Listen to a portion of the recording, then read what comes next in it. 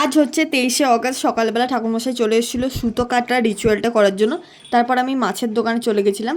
বাড়ি এসে একটুখানি প্রসাদ খেয়ে নিয়েছিলাম, আর দুপুরবেলা সব গেস্টরা আস্তে আস্তে আসতে শুরু করে দিয়েছিল।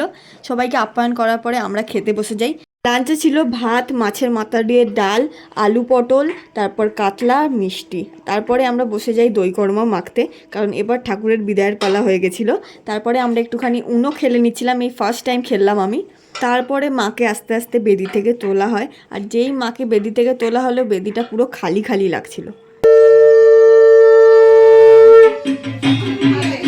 তারপরে মাকে গঙ্গার ঘাট অবধি নিয়ে যাওয়া হয়, আর ঠাকুর এবারে একদমই আমাদের গয়না খুলতে দেয়নি। তারপর আমরা সবাই একটুখানি বাজি ফাটিয়ে নিচ্ছিলাম।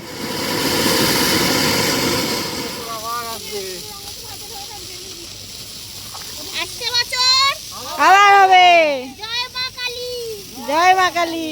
তারপর আমরা সবাই মিলে মাকে বিদায় জানিয়ে আস্তে আস্তে বাড়ি ফিরে এলাম। বাড়ি এসে খাওয়া দাওয়া করে নিয়েছিলাম। যখনই বেদিটার দিকে তাকাচ্ছি না, মনটা একেবারে ভেঙে যাচ্ছে। ফুল ব্লগ চ্যানেলে আপলোড আছে, তোমরা দেখে এসো।